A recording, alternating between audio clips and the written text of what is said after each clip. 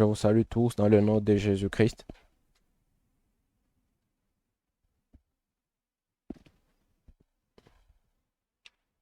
Nous sommes reconnaissants à Dieu pour ce jour nouveau qu'il nous donne.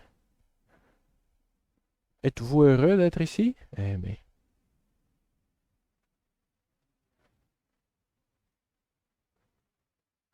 quand nous sommes heureux, le Seigneur, il se réjouit et il va nous parler.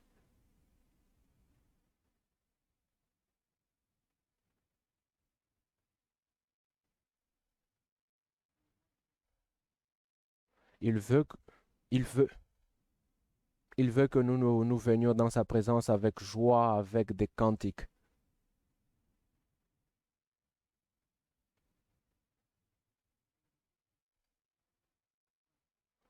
Dans Psaume 100,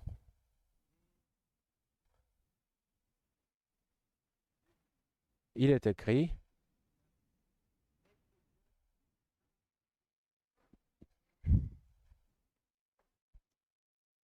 verse,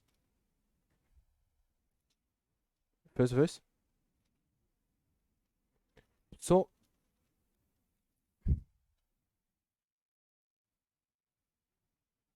ceci est adressé à vous, à nous, enfants de Dieu.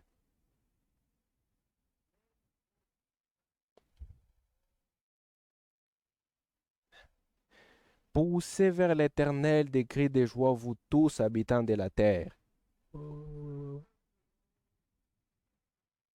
Servez l'É-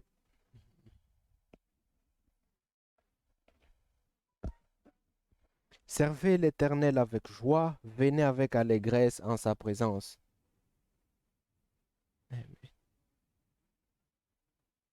Quand nous venons dans la présence de Dieu, nous venons étant heureux.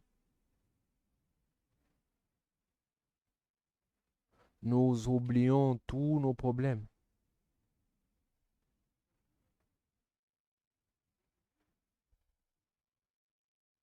parce que nous croyons que c'est lui qui donne les solutions.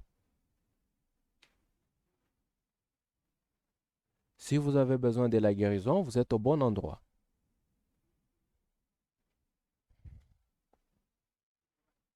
Si vous avez besoin du confort, vous êtes venu au bon endroit. Si vous avez besoin du salut, vous êtes au bon endroit. Nous sommes venus dans la présence de Dieu.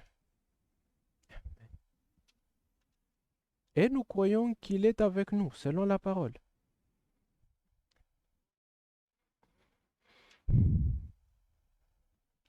Déjà, dès l'introduction, Dieu nous a parlé.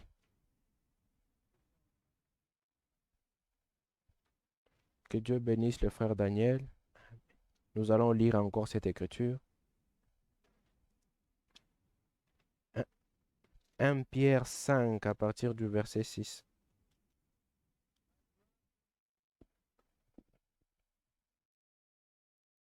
Frères, sœurs, Dieu nous aime réellement.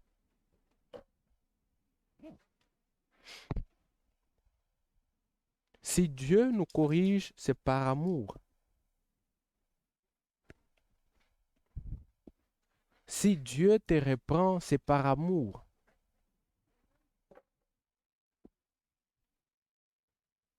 Vous remarquerez que les autres sont libres de faire tout ce qu'ils veulent.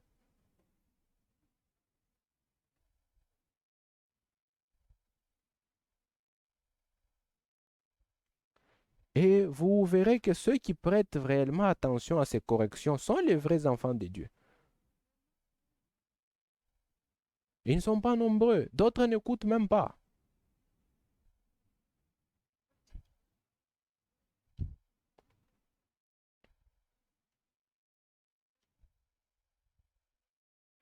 Vous verrez que Dieu, il reprend ses enfants tous les jours. Le but, c'est que vous soyez parfaits. Ne vous plaignez pas. Ne soyez pas offensés.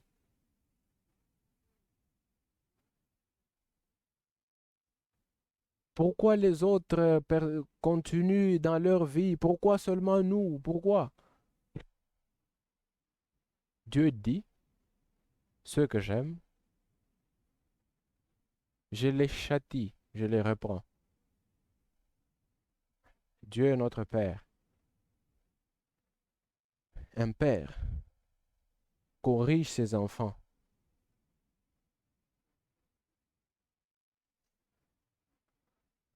Soyons heureux, acceptons la correction de Dieu à tout moment.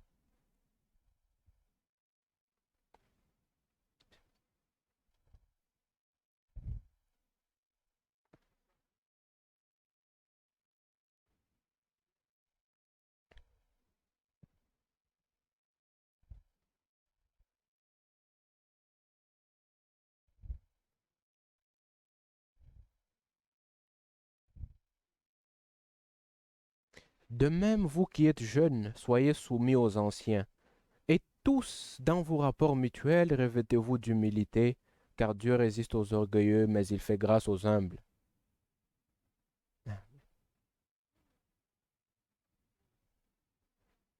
Les enfants de Dieu sont appelés à être humbles.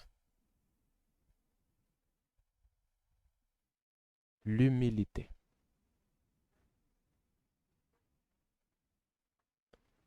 Comme cela a été dit, l'humilité consiste à l'obéissance à la parole de Dieu.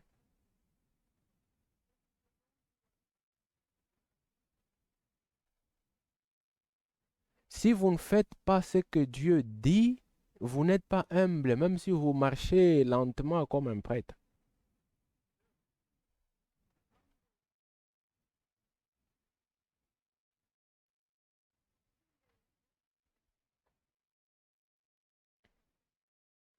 Humiliez-vous donc sous la puissante main de Dieu afin qu'il vous élève au temps convenable.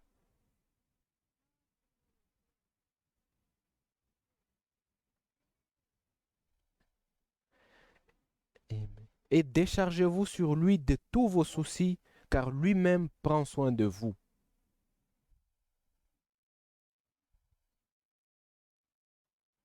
Et quand vous continuez, il donne encore plus d'exhortations. À la fin,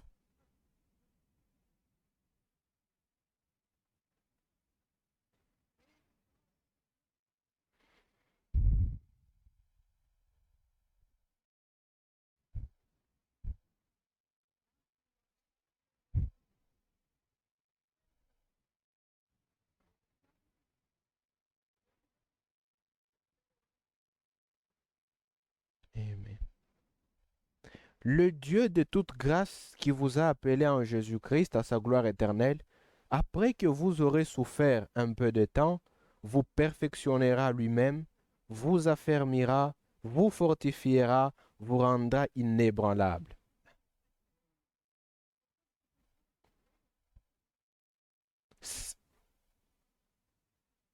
C'est ça le but auquel Dieu veut nous amener après toutes ces épreuves et ces tentations.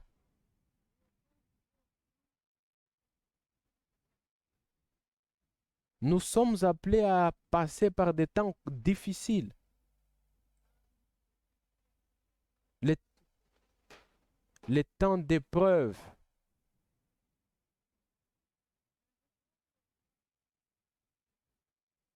Et le but de Dieu, c'est de nous rendre parfaits. Il nous établit. Il nous entraîne. À la fin, nous serons couronnés. Il veut que nous soyons parfaits.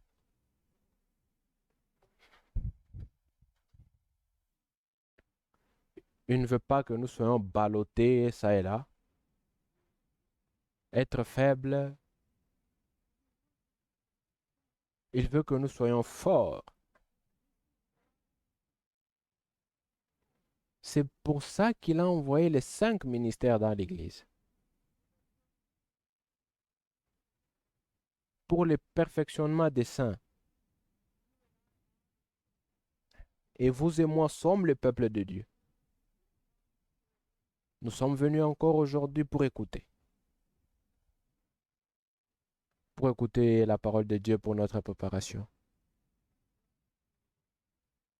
Mon frère, ma soeur, Dieu est fidèle. à tout ce qu'il a dit. Amen. Il n'est pas un homme pour mentir. Il veille sur sa parole pour l'accomplir. Dans le livre de Josué, quand Josué devait mourir, il a appelé les enfants d'Israël et il commença à leur dire,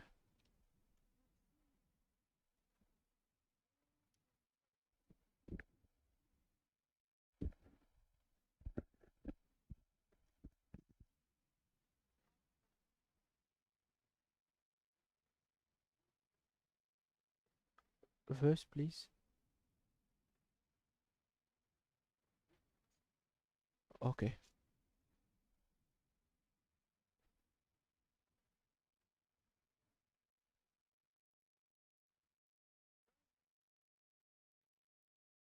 Josué a appelé le peuple d'Israël et il leur a dit,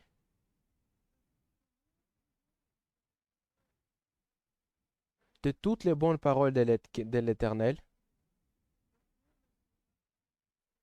les promesses que Dieu nous a données, il les a toutes accomplies.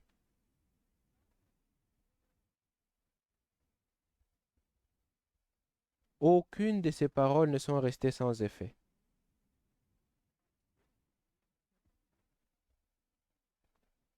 Nous pouvons les lire dans Josué chapitre 23, à partir du verset 14.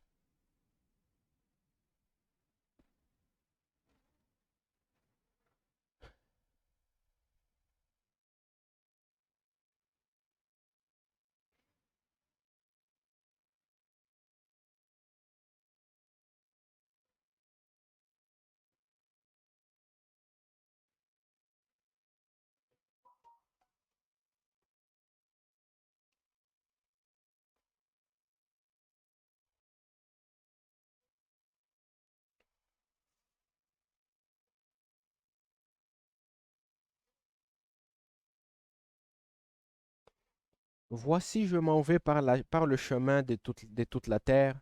Reconnaissez de tout votre cœur et de toute votre âme qu'aucune de toutes les bonnes paroles prononcées sur vous par l'Éternel votre Dieu n'est restée sans effet. Toutes se sont accomplies pour vous. Aucune n'est restée sans effet. Tout ce que Dieu a dit, tout ce que Dieu leur avait dit, tout ce que Dieu leur avait promis qu'il accomplirait, il l'a fait.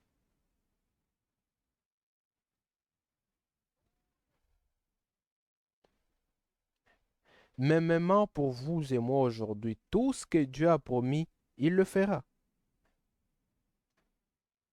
Il ne ment pas. C'est pourquoi nous devons le croire. Maintenant, nous attendons le retour de Jésus-Christ. La grande promesse que Jésus a donnée à son Église. Pouvons nous lever pour la lecture de la parole. Jean 14.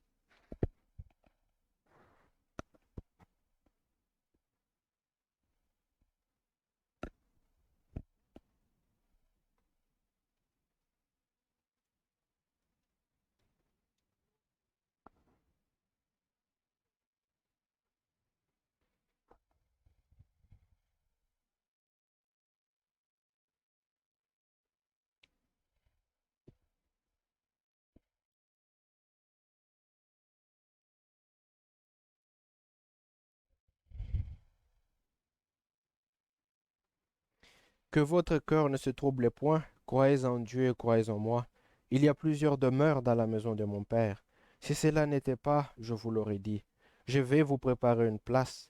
Et lorsque je m'en serai allé et que je vous aurai préparé une place, je reviendrai et je vous prendrai avec moi, afin que là où je suis, vous y soyez aussi. Que Dieu bénisse la lecture de sa parole. Vous pouvez vous asseoir.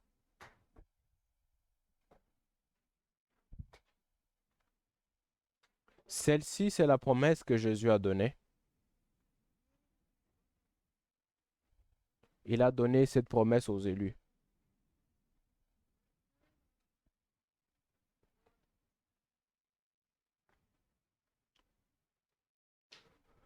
Le retour de Jésus ou la seconde venue de Jésus-Christ ne concerne que les élus. Plusieurs sont appelés, plusieurs ont été appelés, peu sont élus.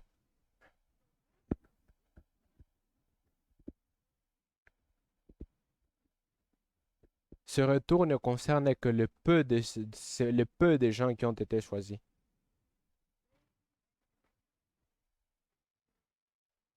Ils forment l'Église des premiers-nés.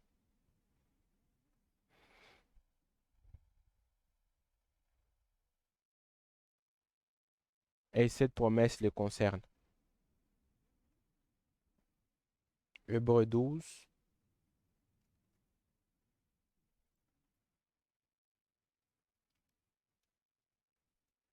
Dans Hébreux 12, 22, il est parlé de l'Église des premiers-nés.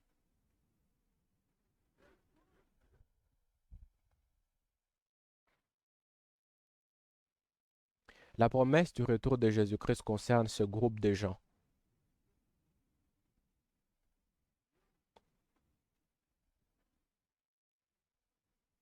Mais vous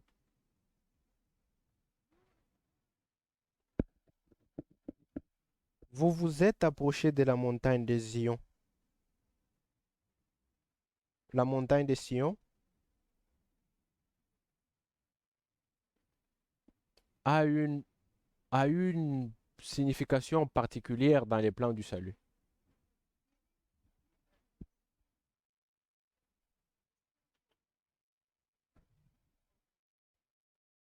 C'est le point central de l'œuvre de Dieu.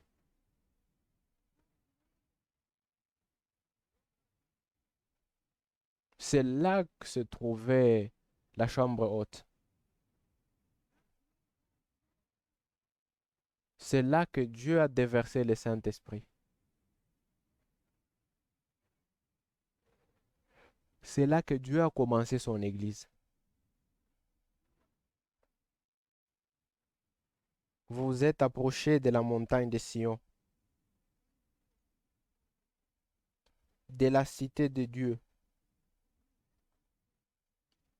la Jérusalem céleste.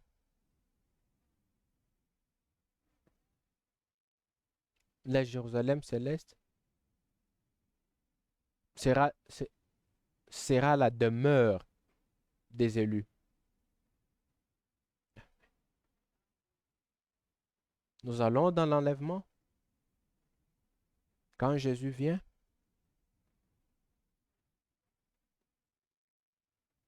il amène son épouse au repas des noces de l'agneau. Dans les naturels, quand il y a un mariage, il y a une fête. Les gens vont manger, ils vont se réjouir.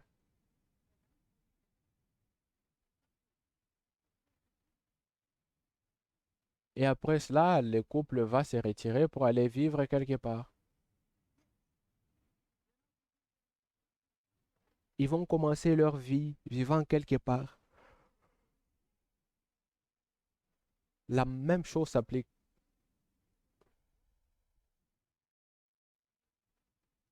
Quand Jésus revient, il amène son épouse au repas des noces de l'agneau, la grande fête. Nous serons à la même table avec tous les saints.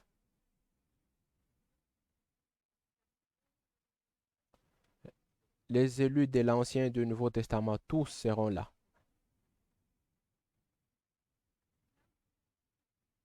Après la fête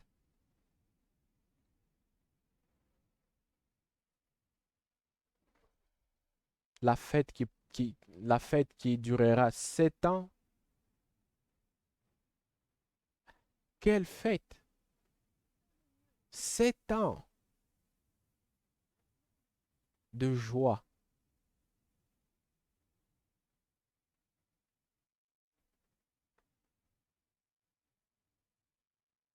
Et après la fête, nous irons maintenant dans la Jérusalem céleste pour habiter. C'est la demeure future de l'épouse.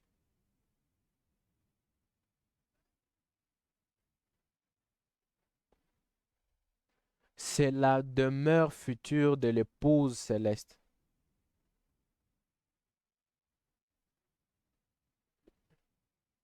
Jésus est l'époux céleste. Nous sommes l'épouse terrestre. Quand il vient comme l'époux céleste, il vient récupérer l'épouse terrestre. Nous allons au festin des noces de l'agneau.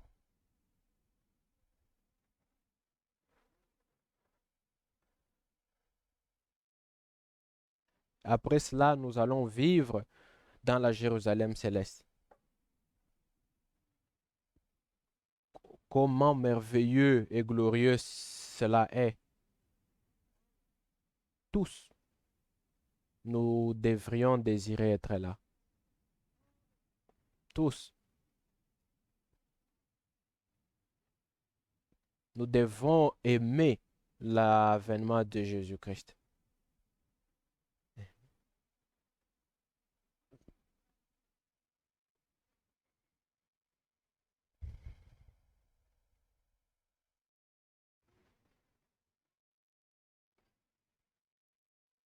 Vous vous êtes approché de la montagne de Sion, de la cité du Dieu vivant, la Jérusalem céleste, des myriades qui forment les cœurs des anges,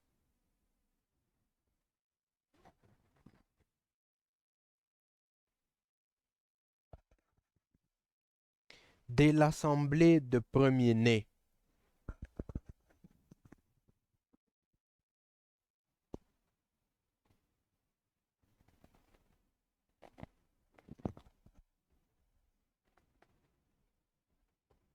de l'assemblée de premiers-nés,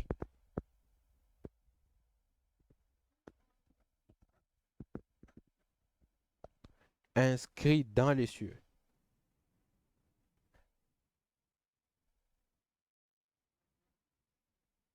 Frères, sœurs,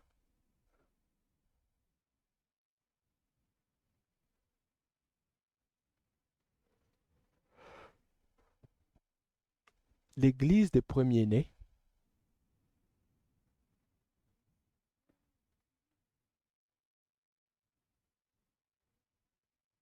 c'est un groupe formé de tous les élus, tous les vainqueurs,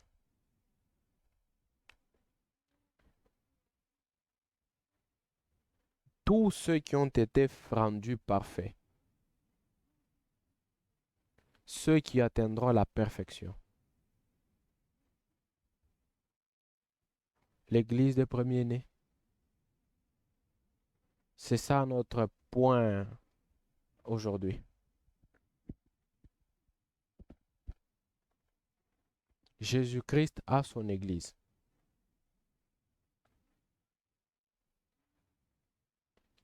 L'église rachetée par son propre sang. Avant de pouvoir donner son sang, il a annoncé qu'il bâtirait son église. Dans Matthieu 16, 18,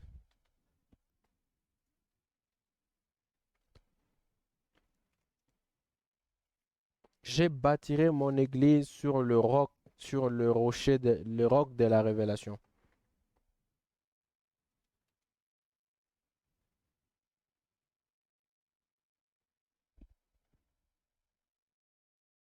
Verset 18.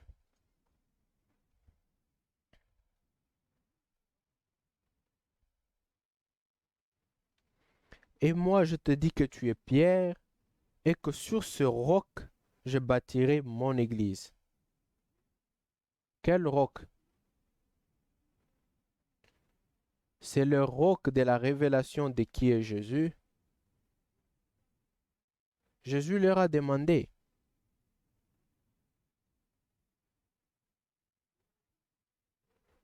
Qui dites-vous que je suis?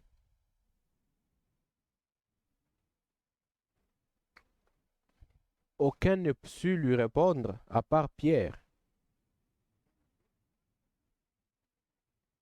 Pierre même a reçu la révélation venant d'en haut.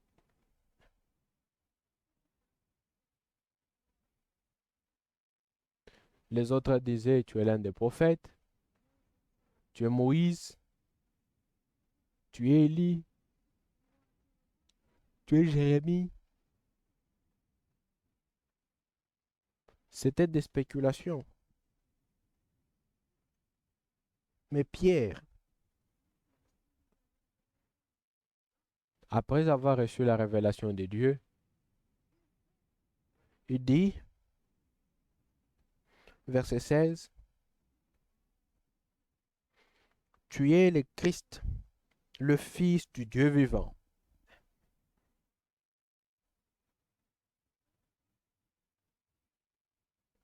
Pierre est parvenu à connaître Jésus-Christ par la révélation.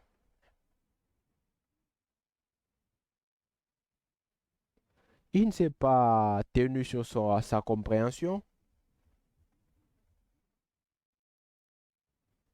Il ne vivait pas par rapport à ce que les autres disaient.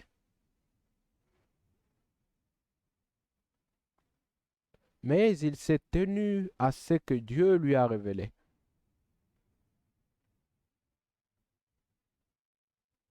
Et il dit à Jésus, tu es le Christ, tu es le Messie, le Fils du Dieu vivant.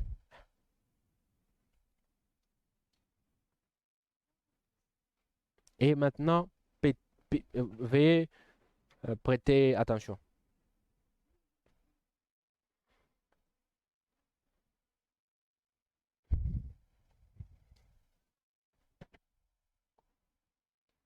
Jésus reprenant la parole lui dit, tu es heureux, Simon, fils de Jonas, car ce ne sont pas la chair et le sang qui t'ont révélé cela.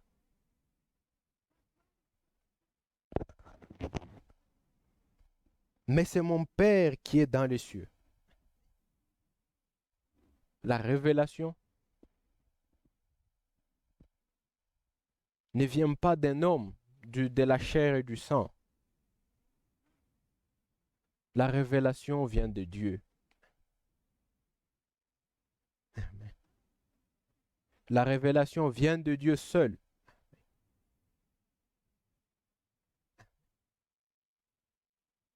Et quand vous avez la révélation, vous êtes heureux. Vous êtes les plus heureux.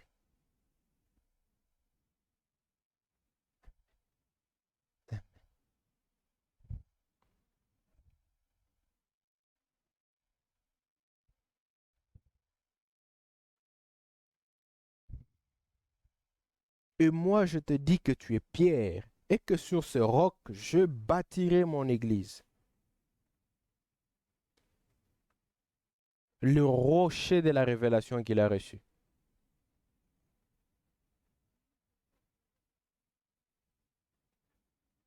Et Jésus dit que la révélation, c'est ça le roc.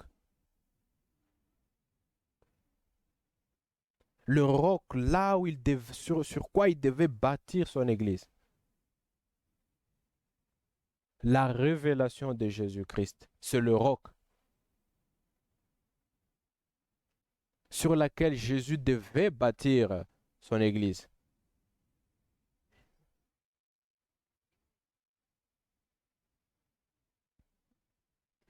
Et il dit, et les portes du séjour de mort ne prévaudront point contre elle.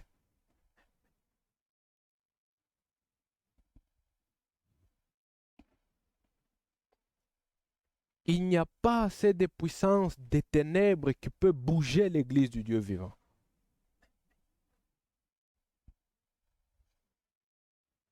Il n'y a pas de fausse doctrine qui peut bouger l'église du Dieu de Jésus-Christ.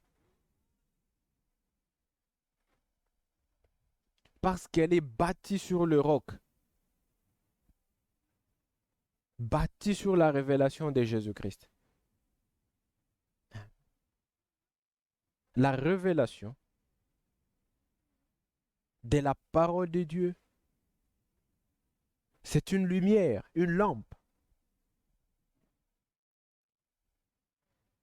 La lumière qui chasse tous les ténèbres. Tout- Toutes les fausses doctrines sont des ténèbres. Sont des ténèbres. Quand Dieu donne la révélation, la lumière brille. C'est une lumière qui brille.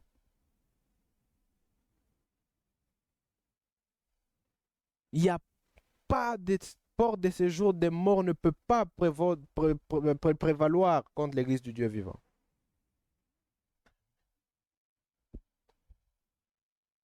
Parce qu'elle est bâtie sur le rocher de la révélation de la parole. Dieu a annoncé ceci par la bouche d'Ésaïe le prophète. Ésaïe 28. Ésaïe 28, 16.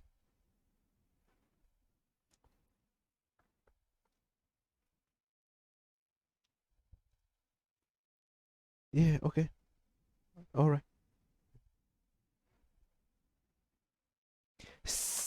Ainsi parle l'Éternel Dieu.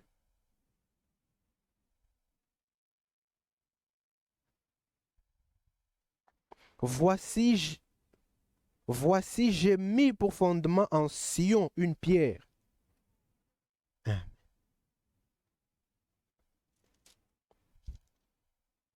Voici, j'ai mis pour fondement en Sion une pierre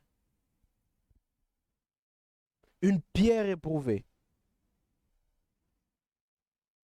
une pierre angulaire de prix, solidement posée.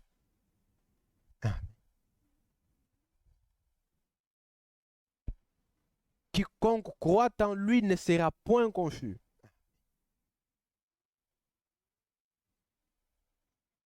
Quiconque croit ne sera point couvert de honte. Ah. C'est une promesse que Dieu a donnée déjà.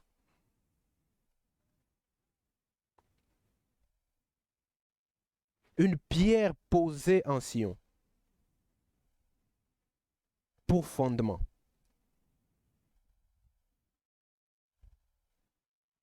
Jésus-Christ.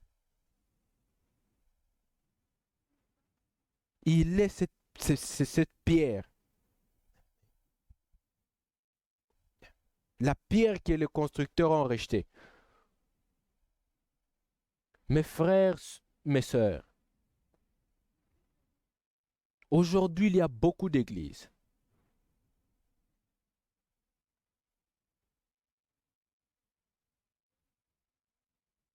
Chaque groupe, chaque église, chaque groupe, ils ont leur propre doctrine, leur propre enseignement. Ils font ce qu'ils veulent.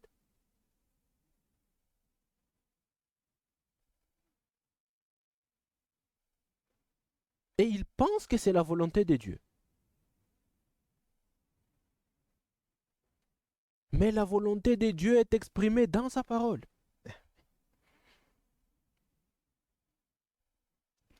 Dieu a exprimé tout ce qu'il aime, tout ce qu'il veut dans sa parole.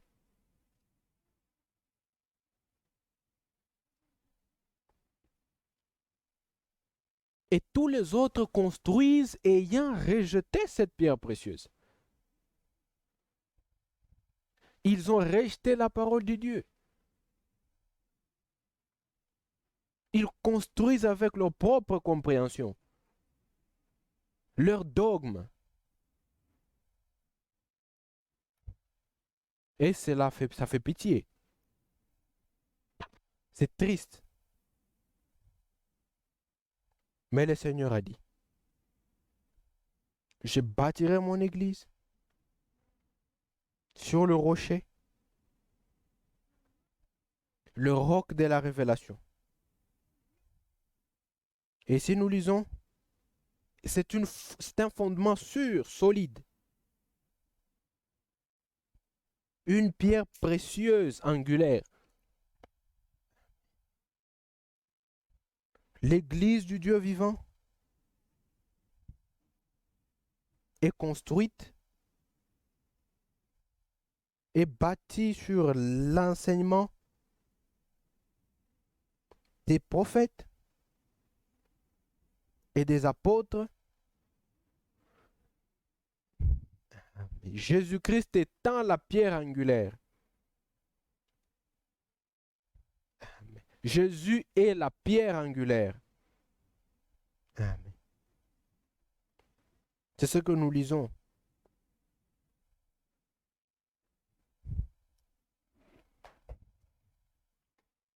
Éphésiens 2, 20. Éphésiens 2, chapitre 20. Éphésiens chapitre 2, verset 20. À partir du verset 19.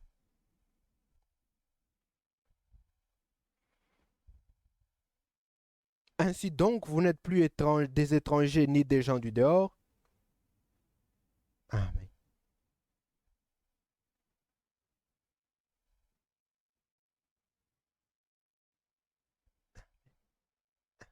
Ainsi donc, vous n'êtes plus des étrangers ni des gens du dehors.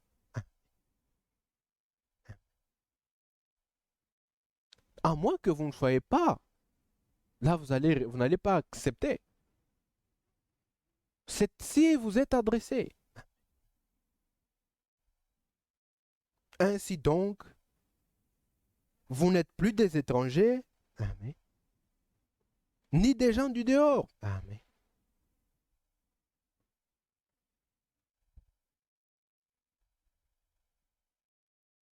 Amen. Mais vous êtes concitoyens des saints, gens de la maison de Dieu.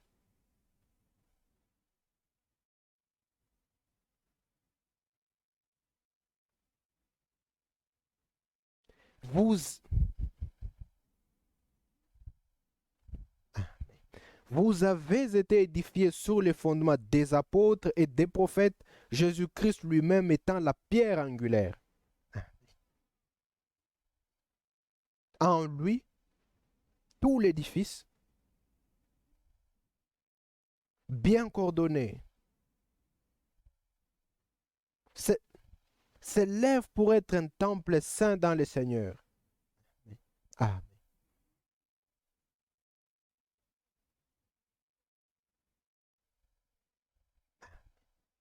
En lui, vous êtes aussi édifiés pour être une habitation de Dieu en esprit.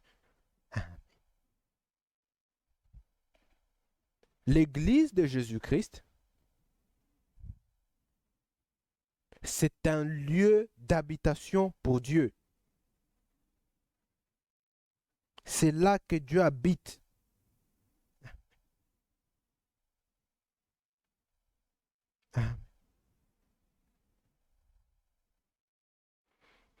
Jésus bâtit son Église afin qu'il puisse y vivre, y habiter.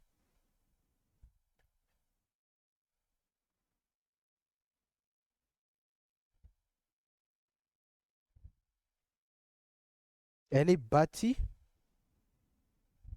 sur le fondement des apôtres et des prophètes.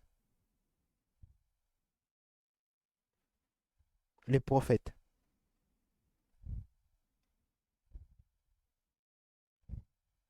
Ils ne parlaient pas d'eux-mêmes. Ils étaient poussés par le Saint-Esprit, annonçant des choses qui devaient venir. Ils annonçaient la venue de Jésus-Christ. Tous les prophètes de l'Ancien Testament annonçaient la venue de Jésus-Christ. Tous les apôtres du Nouveau Testament, ils ont prêché Jésus-Christ. Jésus-Christ est ce fondement. Et Jésus-Christ est la parole. Amen. Amen. Qui était au commencement. Nous lisons dans Jean 1, verset 1. Au commencement était la parole. Dieu, qui est esprit, dans sa nature originelle, il était dans l'éternité. Là où il n'y a pas de temps, c'est en dehors du temps, il n'y a ni commencement ni fin. Il était dans sa plénitude de l'esprit et de la lumière, dans sa plénitude de la vie. Il était là, sans forme.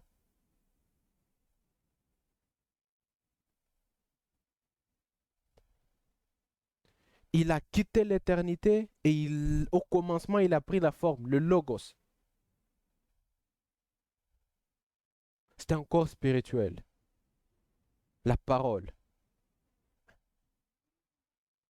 C'est dans cette forme qu'il a créé toute chose. Celui qui parle, il a tout créé par sa parole.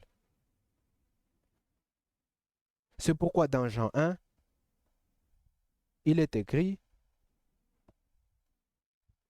au commencement était la parole, et la parole était avec Dieu.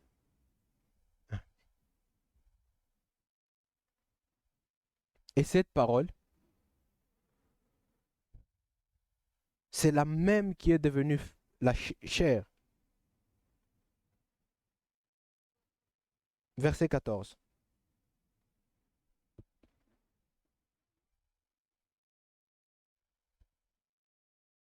Et la parole a été faite chair et elle a habité parmi nous. Dieu avec nous. Jésus-Christ, la parole, c'est ça le fondement.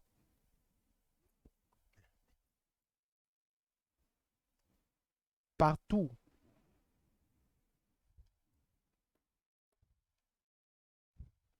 Partout les fausses doctrines sont enseignées, Jésus n'y est pas. Ce sont des temples de Satan.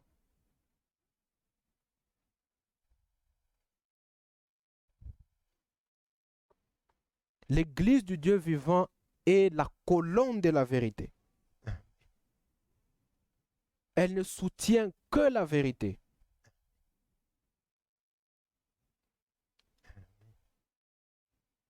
C'est ça les tests, la parole.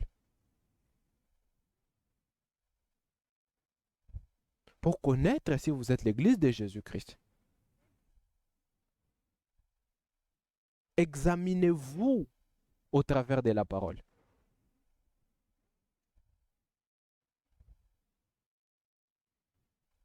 Et vous saurez réellement si vous êtes le temple du Dieu vivant.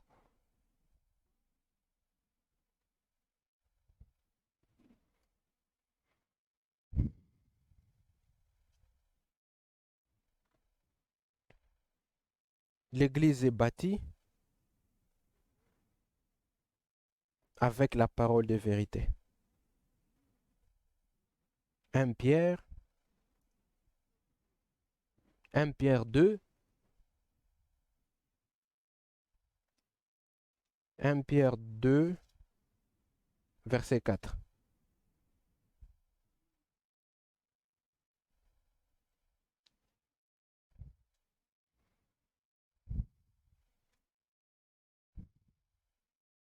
Approchez-vous de lui, pierre vivante rejetée par les hommes.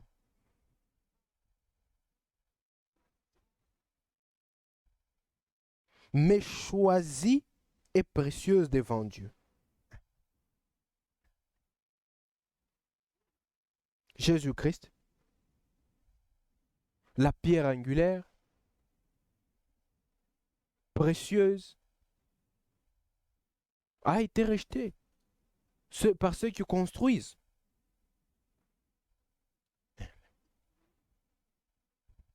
Si vous lisez dans le psaume Psaume 118.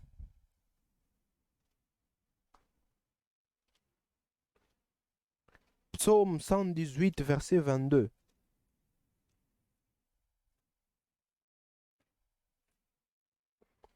Psaume 118, verset 22. La pierre qu'ont rejetée ceux qui bâtissaient est devenue la principale de l'angle.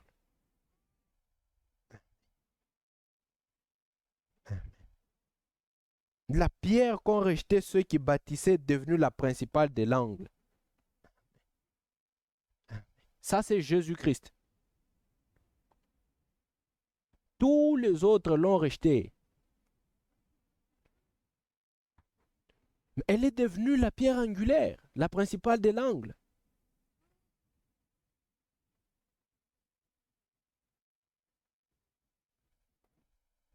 Peter, vous aussi,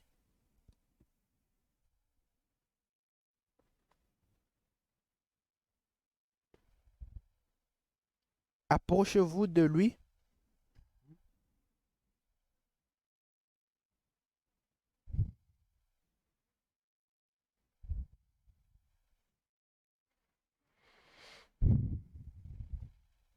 Et vous-même, comme des pierres vivantes, édifiez-vous pour former une maison spirituelle, un saint sacerdoce, afin d'offrir des victimes spirituelles agréables à Dieu par Jésus-Christ.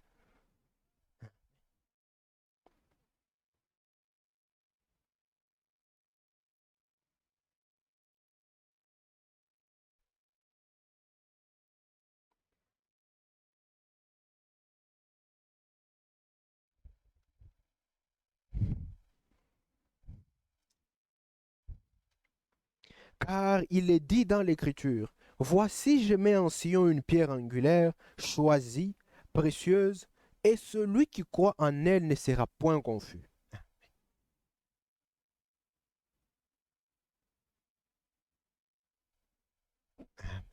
L'honneur,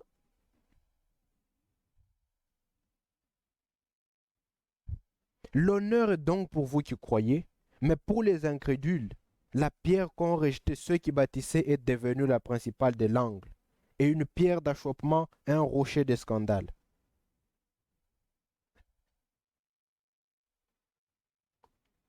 Il est précieux pour nous qui croyons à ceux qui sont désobéissants. La pierre que les constructeurs ont rejetée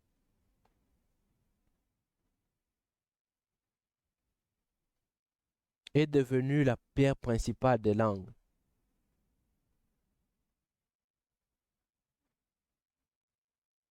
Aux désobéissants,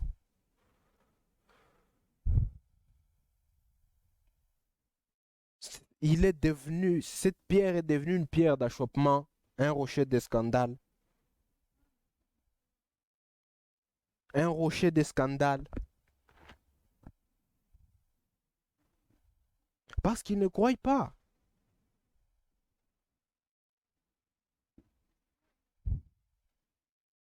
Ils ne croient pas. Mais maintenant, là, ils s'achoppent.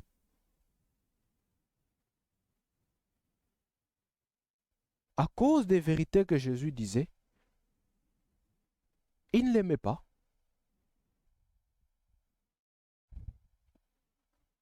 Ils ne l'aimaient pas. Nous aussi, comme Jésus,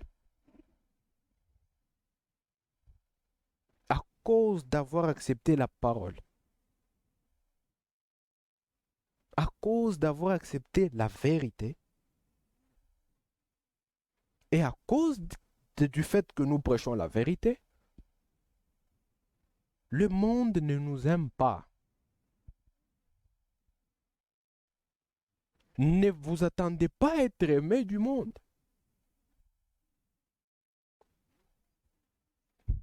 Comme Jésus a été rejeté, vous serez aussi rejeté. C'est pourquoi Jésus priait pour nous. Jean 17.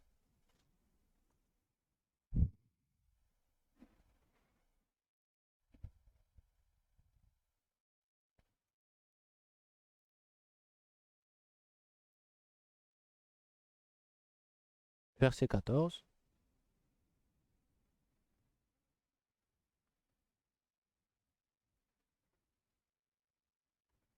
Je leur ai donné ta parole.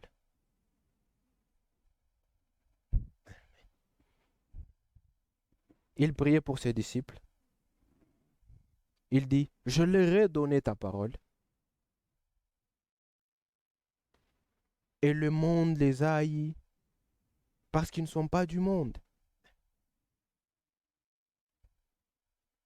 Comme moi, je ne suis pas du monde.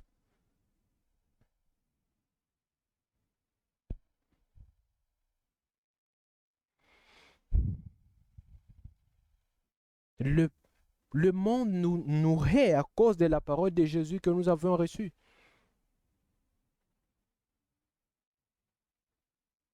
C'est clair.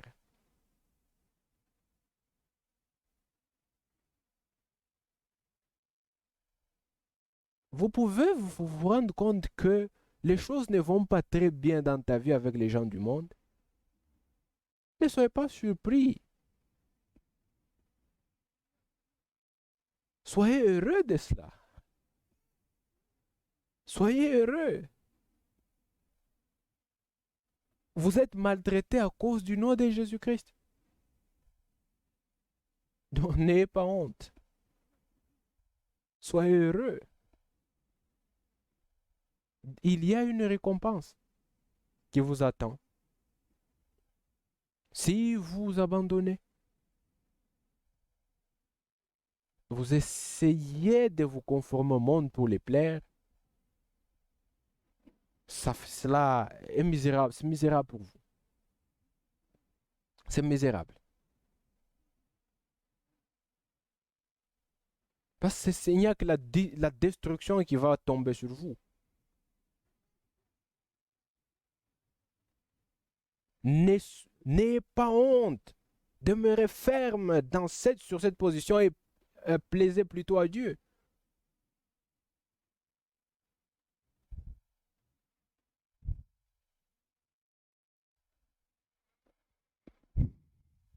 Je ne te prie pas de les ôter du monde,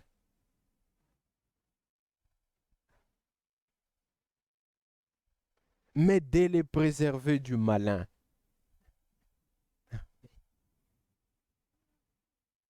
Nous sommes encore dans ce monde.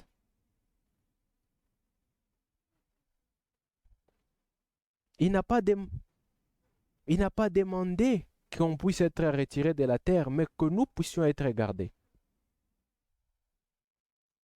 Nous sommes encore là.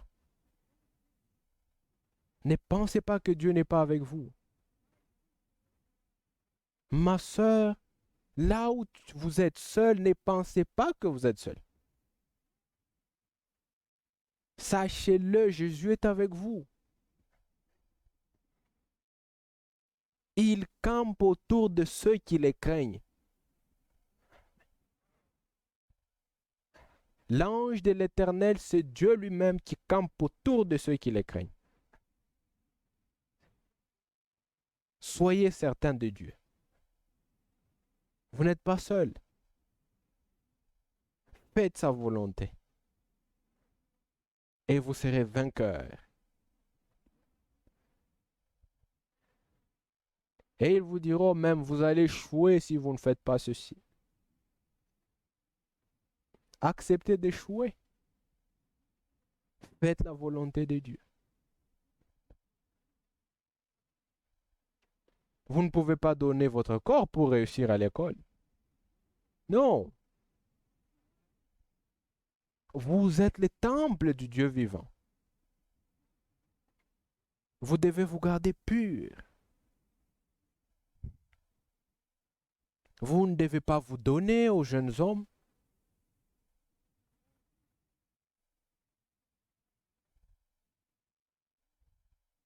Or, ou être trouvé dans des milieux là où vous ne devriez pas être trouvé, vous, en tant que fille de Dieu.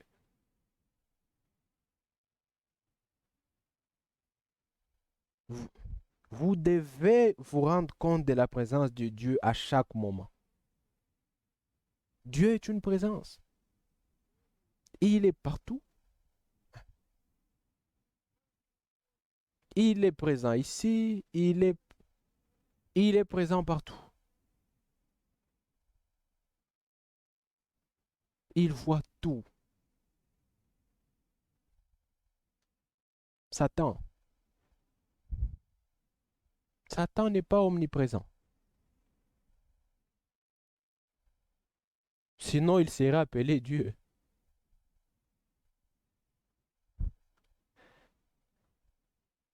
C'est juste un esprit qui se déplace d'ici vers là.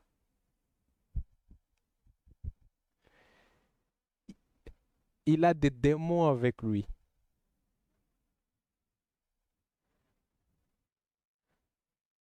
Ce sont ceux-là qui vont distraire les frères et sœurs. Ils servent Satan avec les maladies. Non, aucune maladie ne vient de Dieu. Dieu nous donne la bonne santé. Satan a perverti. C'est devenu la maladie. Les démons.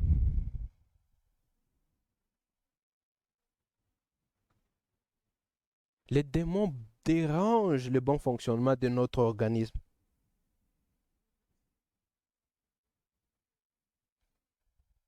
Vous verrez quelque chose sortir là, pousser sur votre main. Ce sont des démons.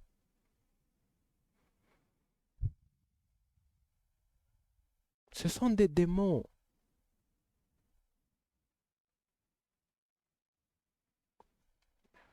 Dieu nous a donné le pouvoir de chasser les démons.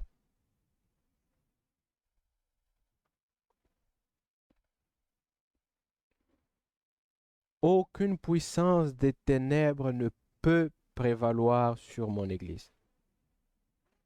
Amen. Nous devons le croire, frères, sœurs. C'est pourquoi, même quand vous êtes malade, ne pensez pas que Dieu n'est pas avec vous. Dieu est avec vous. Aussi longtemps que vous gardez sa parole, il est avec vous. Examinez-vous. Il est avec vous. Sachez que toute chose concourt à notre bien. Si vous êtes réellement enfant de Dieu, sachez que tout ce qui vous arrive, arrive pour votre bien. Cela ne vous amènera pas loin de Dieu. Vous serez continuellement dans la présence de Dieu. Oui, frères, sœurs.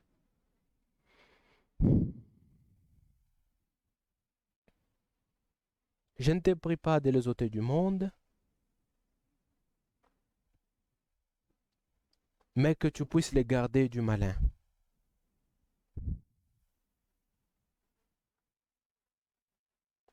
Même si vous êtes couché là sur votre lit à cause d'une maladie, Dieu l'a permis d'être ainsi. Et c'est pour un but. Après cela, il y a une couronne qui nous attend. Après toutes les épreuves, après chaque épreuve, il y a une couronne. Après chaque épreuve, vous verrez qu'il y a une bénédiction qui vient.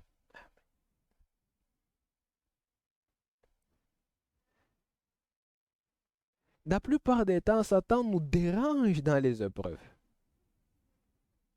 Pour échouer.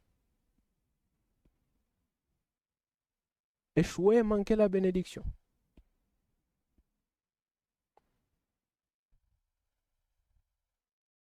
Quand Dieu nous éprouve, c'est pour notre perfectionnement. Quand Satan nous tente, c'est pour notre destruction. Vous comprenez les deux choses. Dieu veut nous amener à la perfection. Satan nous pousse, nous tire en bas, nous retient en bas. Mais Dieu veille sur ceux qui les craignent. Ses yeux sont sur le juste.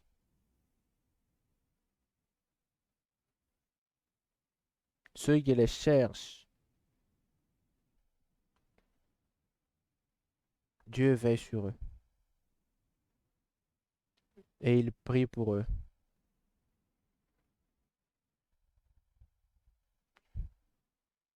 Ils ne sont pas du monde comme je ne suis pas du monde.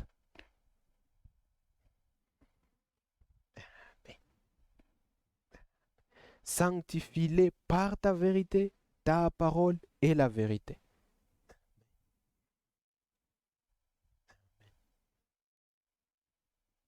Nous sommes sanctifiés par la parole de Dieu, qui est la vérité.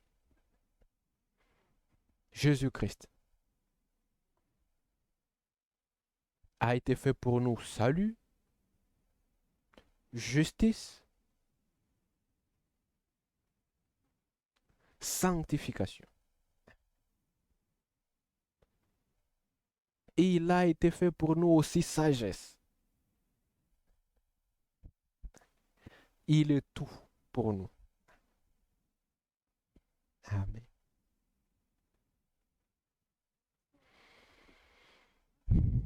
Comme je le disais, tel que Jésus a été rejeté, nous aussi, nous serons rejetés. Et il dit à partir du verset 9 de 1 Pierre.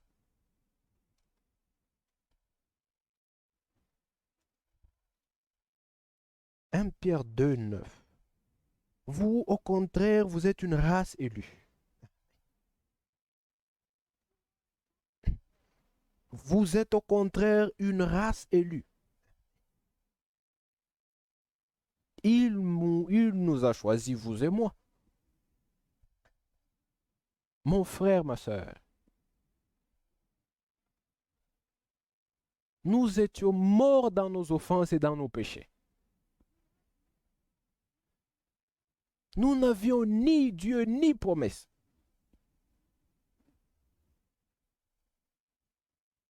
Le Dieu que nous adorons aujourd'hui était le Dieu d'Israël seul. Ceci, c'est une promesse que Dieu a donnée aux enfants d'Israël.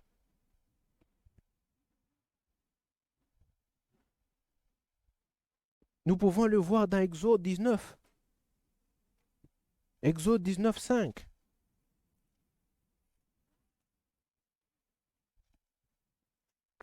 Dieu a dit ceci à Israël.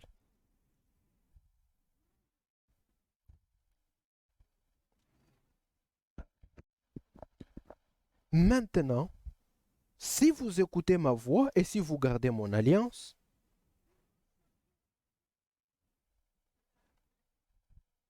vous m'appartiendrez entre tous les peuples.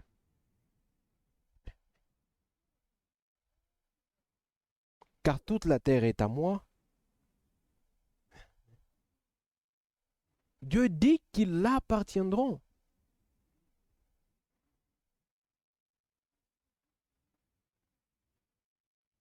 Et il dit, vous serez pour moi un royaume des sacrificateurs. Et une nation sainte. C'était une promesse de Dieu aux enfants d'Israël. Il les a choisis. Comme on peut encore les lire dans Deutéronome 7. Deutéronome 7, 6. Car tu es un peuple saint pour l'Éternel, ton Dieu. L'Éternel, ton Dieu, t'a choisi pour que tu sois un peuple qui lui appartienne entre tous les peuples qui sont sur la face de la terre. Amen. Vous voyez?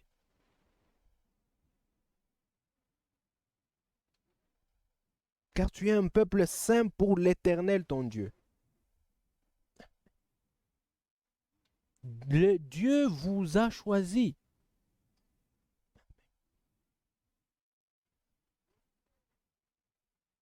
Il vous a choisi pour que vous l'apparteniez. Un peuple de Dieu choisit de Dieu.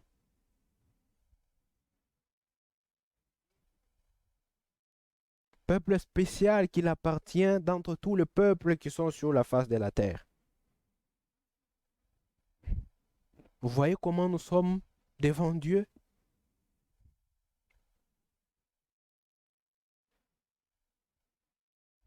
Dieu leur a dit qu'ils devaient garder ses commandements et obéir ses commandements. Ils devaient garder l'alliance qu'ils ont faite avec Dieu. Ils étaient désobéissants constamment. Ils ne pouvaient pas garder la parole de Dieu. Et ils ne pouvaient pas garder l'alliance. Dieu a pris une décision de faire une nouvelle alliance. Pas avec les sangs des bêtes. Pas avec sa parole écrite sur des tables de pierre. Non. Pas avec des gens qui ont des cœurs de pierre. Il a décidé de faire une nouvelle alliance avec le sang de Jésus-Christ. Un sang divin. Le sang de Dieu lui-même.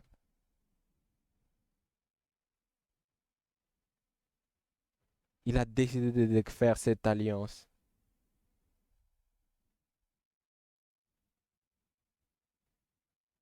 Et dans cette nouvelle alliance,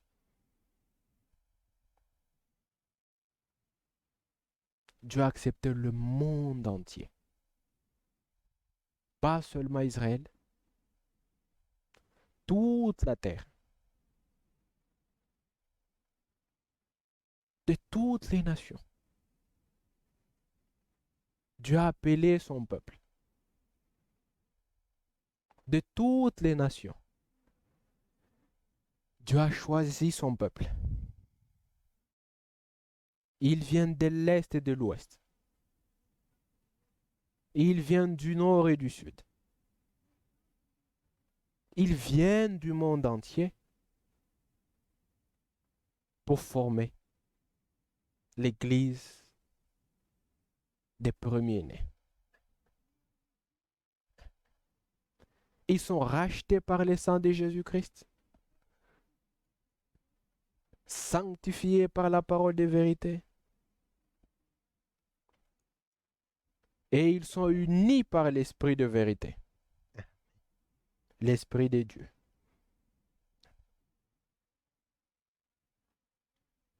Comme il est écrit, nous sommes tous baptisés dans un seul esprit pour former le corps de Christ.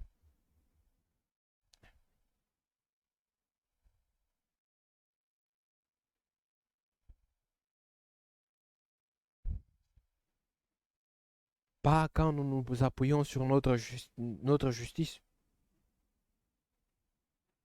nos dogmes, nos traditions, des faux enseignements,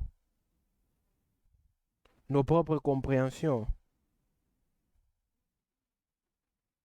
Ne vous appuyez pas sur votre compréhension. Appuyez-vous sur ce que Dieu a dit. Acceptez ce que Dieu a fait et cela vous suffit. Et il dit,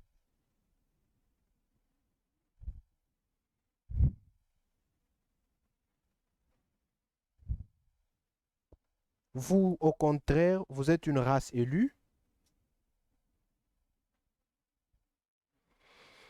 un sacerdoce royal, une nation sainte, un peuple acquis,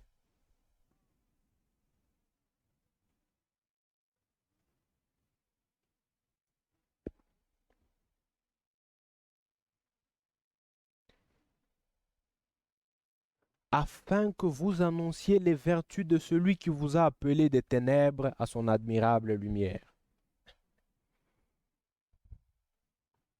Nous étions morts dans les ténèbres, dans nos péchés. Nous étions morts. Et il nous a rendus à la vie par grâce. Vous et moi avons été sauvés. Pas par nos œuvres,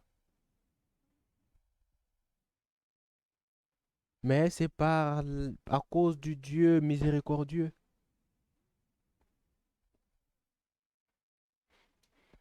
Dieu qui est riche en miséricorde.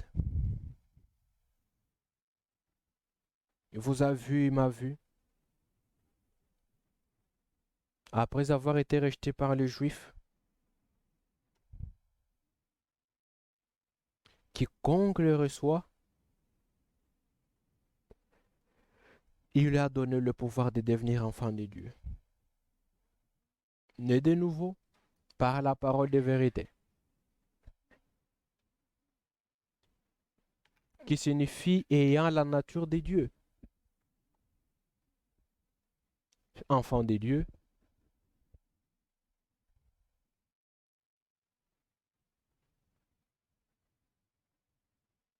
Dieu,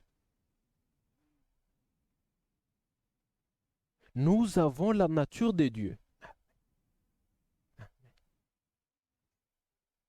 Quand vous acceptez la parole de vérité, vous la croyez et vous êtes né de nouveau. Vous avez une nouvelle nature à, à cause de la parole. C'est Dieu lui-même que vous avez accepté. Et vous avez une nouvelle nature, né de nouveau. Vous n'êtes plus la même personne que vous étiez. Vous êtes différente. Vous êtes une personne spéciale.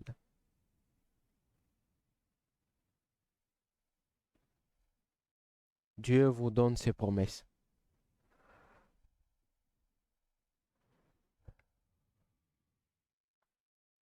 Parce qu'il vous a choisi.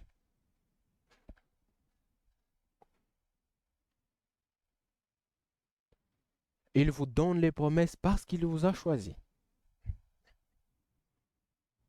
2 Pierre.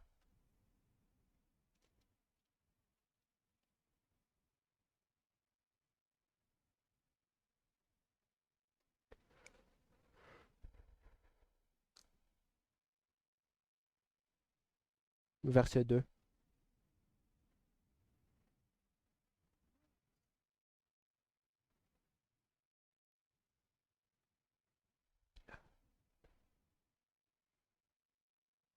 Que la grâce et la paix vous soient multipliées par la connaissance de Dieu et de Jésus-Christ notre Seigneur.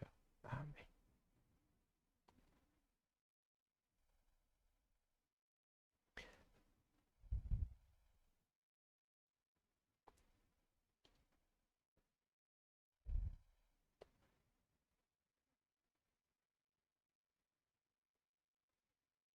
Sa divine puissance nous a donné tout ce qui contribue à la vie et à la piété au moyen de la connaissance de celui qui nous a appelés par sa propre gloire et par sa vertu.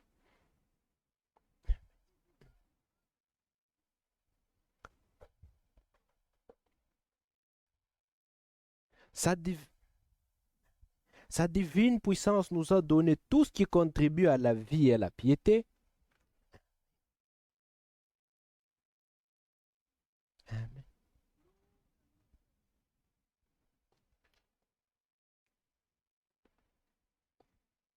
Par, au moyen de la connaissance de celui qui nous a appelés par sa propre gloire et par sa vertu.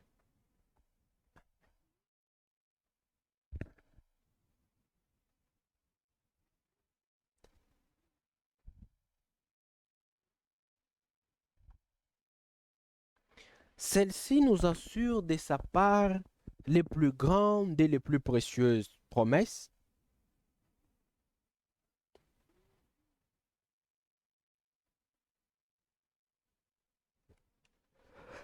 afin que par elle vous deveniez participants de la nature divine.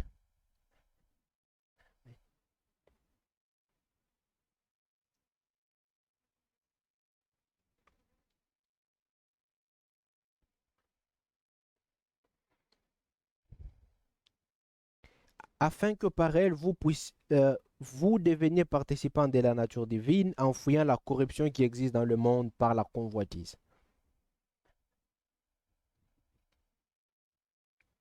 Dieu nous a donné ses promesses.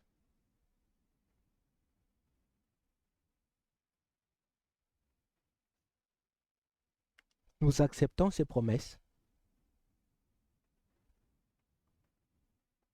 et nous prenons part à la nature divine.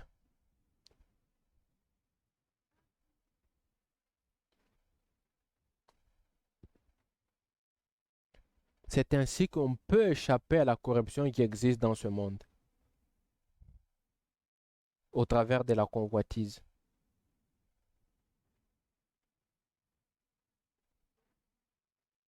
La nature divine, c'est la nature de Dieu.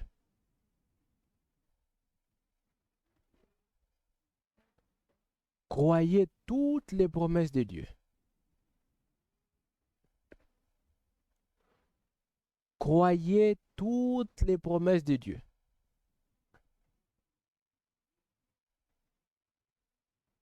Si vous croyez réellement, vous allez vous tenir. Vous n'allez pas être ballotté. Parce que c'est un fondement sûr. Vous ne serez pas couvert de honte ou confus en croyant les promesses de Dieu. Parce qu'il va les accomplir toutes. Le retour de Jésus-Christ est une réalité. Tel que vous êtes une nouvelle personne. La nouvelle naissance est une réalité. Vous n'avez pas besoin qu'on vous l'explique.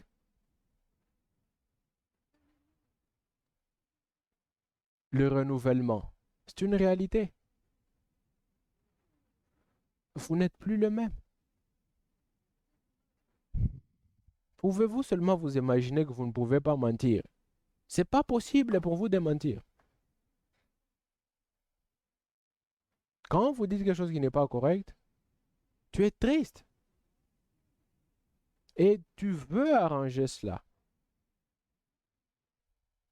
Pensez que c'est par votre pouvoir?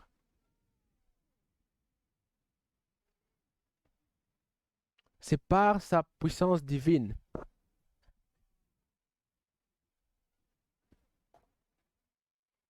Sa divine puissance nous a donné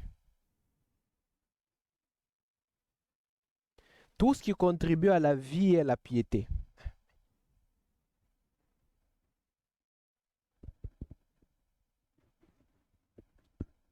C'est une réalité, vous avez changé, vous n'êtes plus le même. Mêmement, le retour de Jésus-Christ est vrai. C'est vrai. Il reviendra tel qu'il est parti.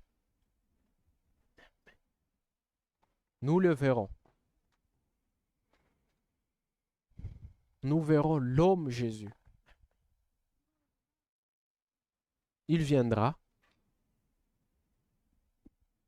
et nous qui serons prêts,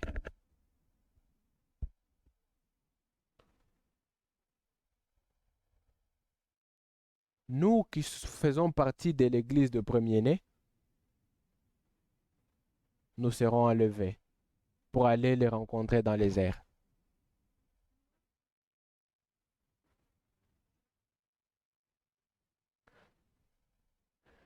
Vous devez être membre de l'église de premier-né pour pouvoir être enlevé. Une seule condition, avoir l'esprit de Christ. Ceux qui n'ont pas l'Esprit de Christ ne lui appartiennent pas. C'est écrit. C'est ça la condition. Être membre du corps de Christ.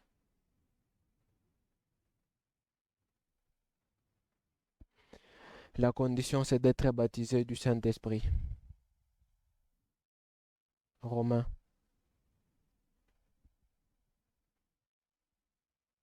Romains 8.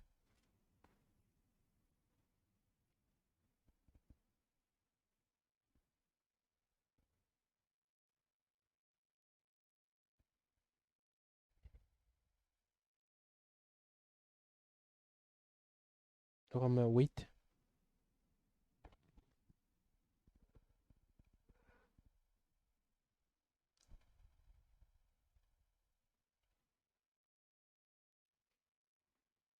À partir du verset 5.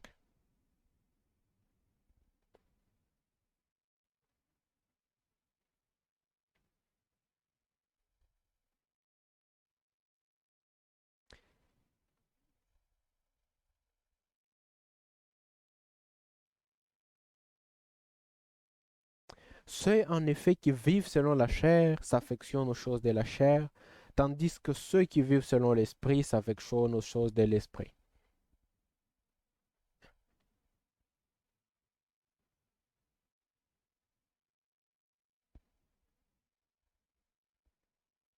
C'est un test pour vous éprouver vous-même,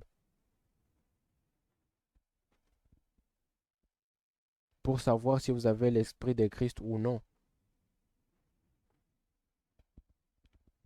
Que chacun s'examine au travers de la parole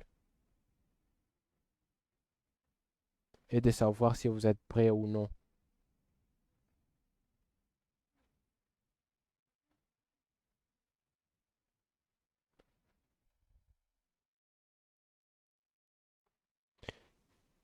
Et l'affection de la chair, c'est la mort, tandis que l'affection de l'esprit, c'est la vie et la paix.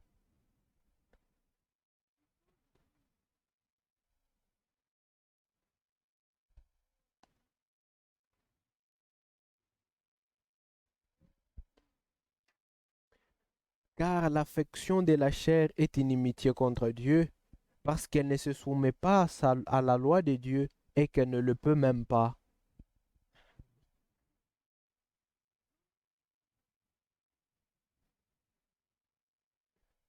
Or, ceux qui vivent selon la chair ne sauraient plaire à Dieu.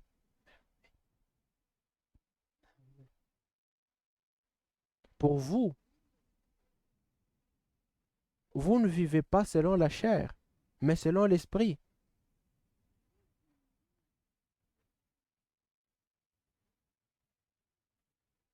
Si, si du moins l'esprit de Dieu habite en vous, il ne s'agit pas de l'onction qui peut tomber sur tout le monde, bon et mauvais. Il s'agit de la demeure de l'esprit.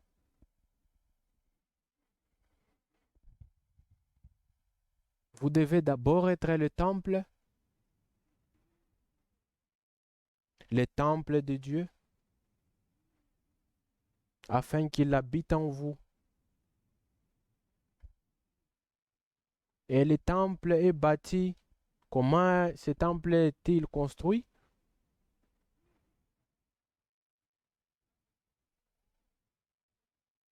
Jésus a dit, je bâtirai mon église sur la révélation de qui il est.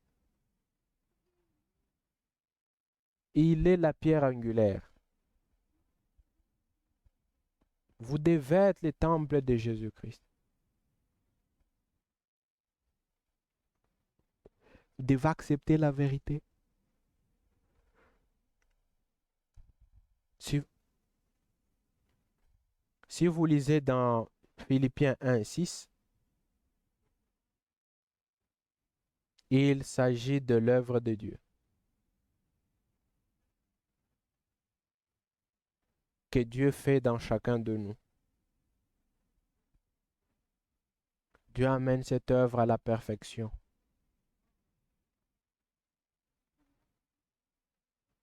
Vous devez être l'œuvre de Dieu.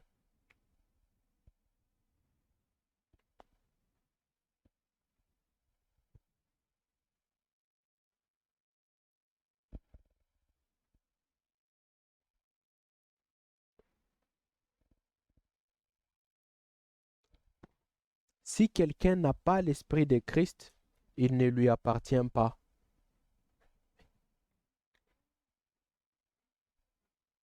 Toujours au verset 9.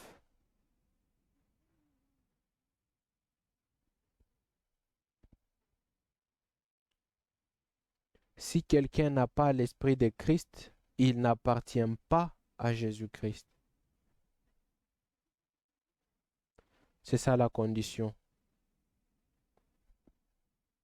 Avoir l'Esprit de Christ.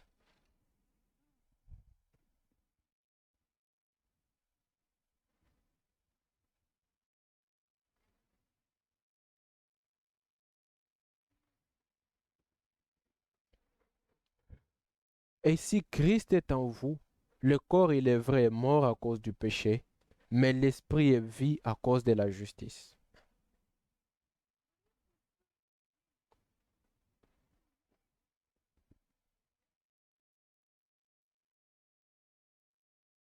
Et si l'esprit de celui qui a ressuscité Jésus d'entre les morts habite en vous,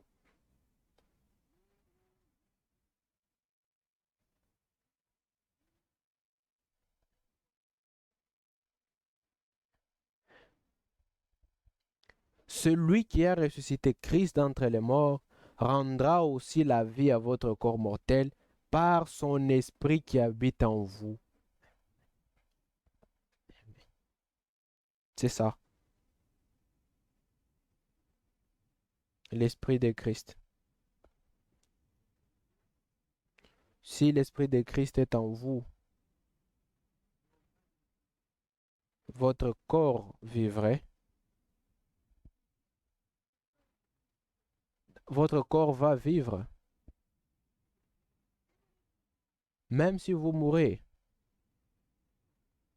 vous, vous allez ressusciter avec un corps incorruptible. À cause de l'esprit de Christ qui demeure en vous. Ça doit demeurer. Ça doit être une habitation.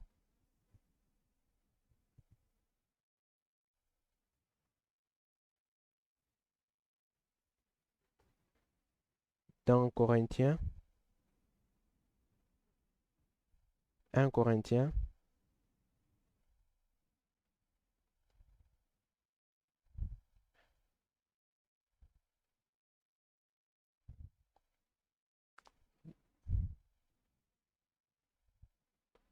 que je lis ceci et nous allons prier.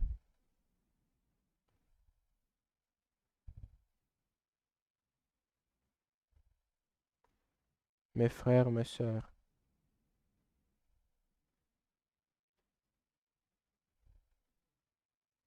il y a une espérance vivante que nous devons avoir.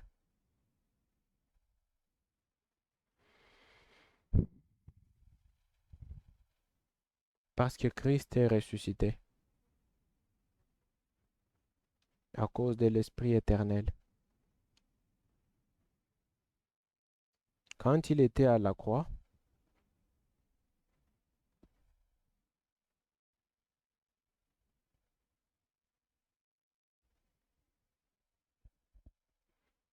il a remis son esprit à Dieu. Et son corps est allé dans la tombe.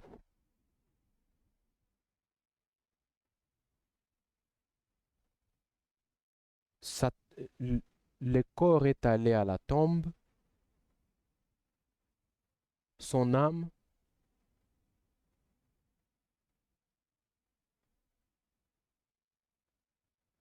est allé prêcher les morts de l'Ancien Testament. Mais son esprit était remis à Dieu.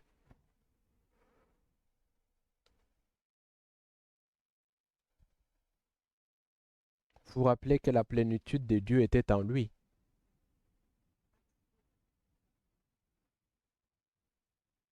L'esprit qu'il a quitté quand il est devenu péché,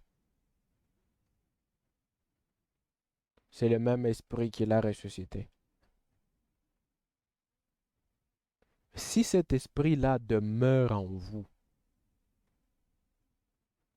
même si vous mourrez, ce même esprit va vous ressusciter.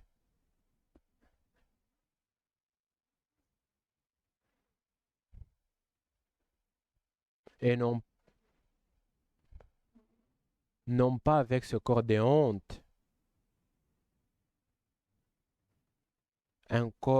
mais un corps incorruptible, un corps glorieux.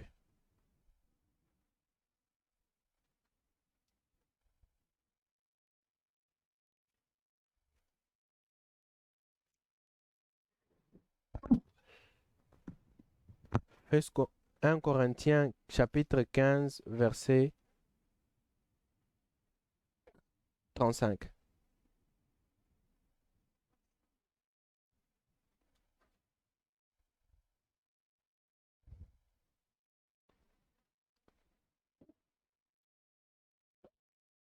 Mais quelqu'un dira, comment le mort ressuscite-t-il et avec quel corps vient-il?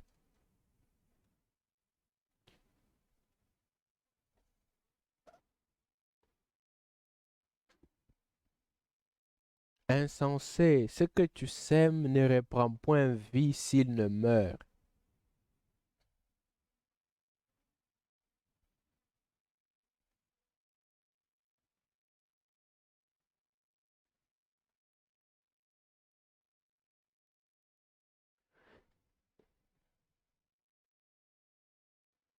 Et ce que tu sèmes, ce n'est pas le corps qui naîtra, c'est un simple grain de blé, peut-être, ou d'une autre semence.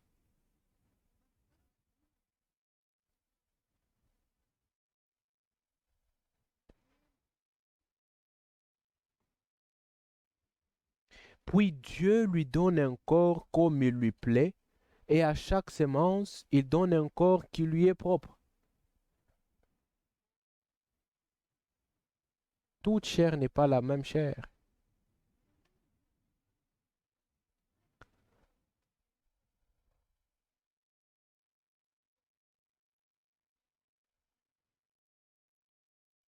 Mais autre est la chair des hommes, autre est celle des quadrupèdes, autre celle des oiseaux, autre celle des poissons.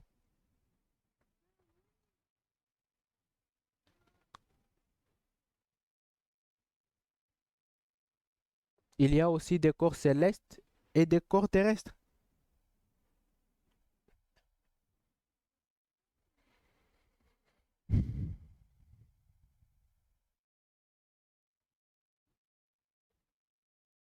Mais autre est l'éclat des corps célestes, autre celui des corps terrestres.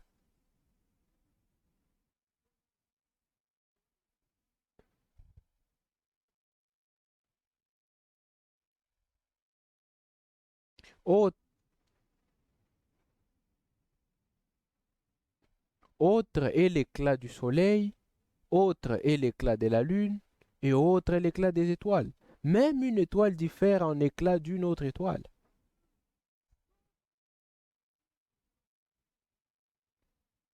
Ainsi en est-il de la résurrection des morts.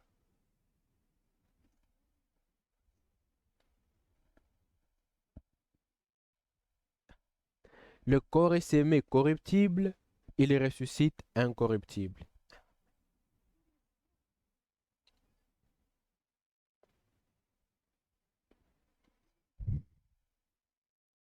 Il est sémé méprisable, il ressuscite glorieux.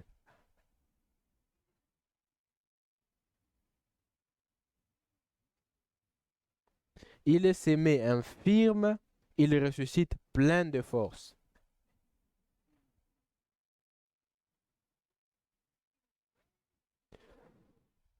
Il est,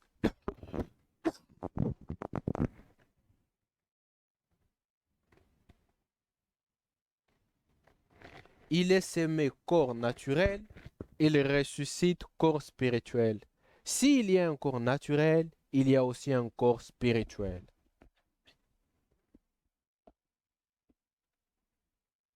Amen. C'est ça le corps que nous aurons.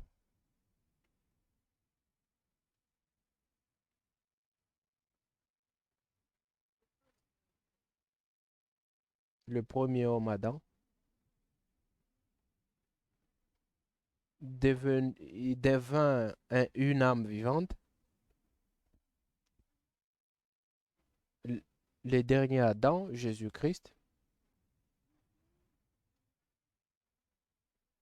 est devenu un esprit vivifiant.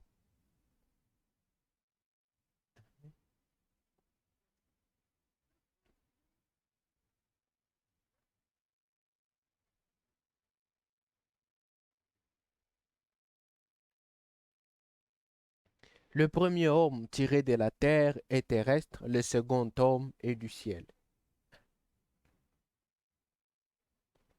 D'Adam, nous sommes terrestres et nous retournons à la poussière.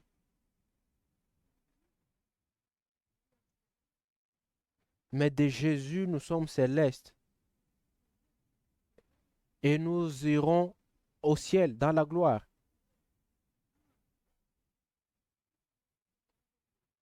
Verset 45.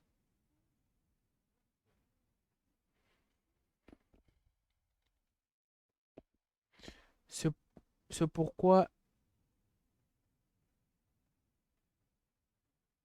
verset 48, tels est les terrestres, tels sont aussi les terrestres.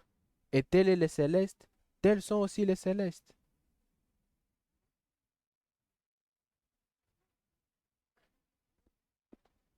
Tels sont tels est les célestes, tels sont les célestes.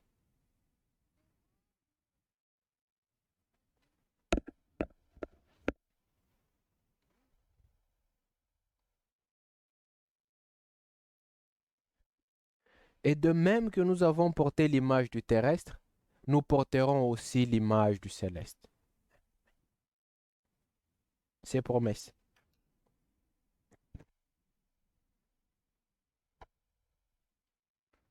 Cette promesse de porter l'image de Christ est réelle, est aussi vrai que vous pouvez me voir. Le retour de Jésus-Christ est aussi vrai que comme nous pouvons parler l'un à l'autre.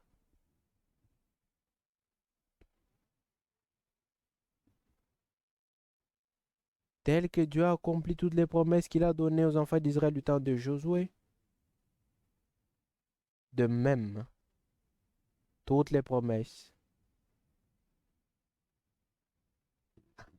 sont oui et amen. Que le Seigneur vous bénisse. Je vous remercie pour votre patience. Dieu voulant, nous allons continuer demain.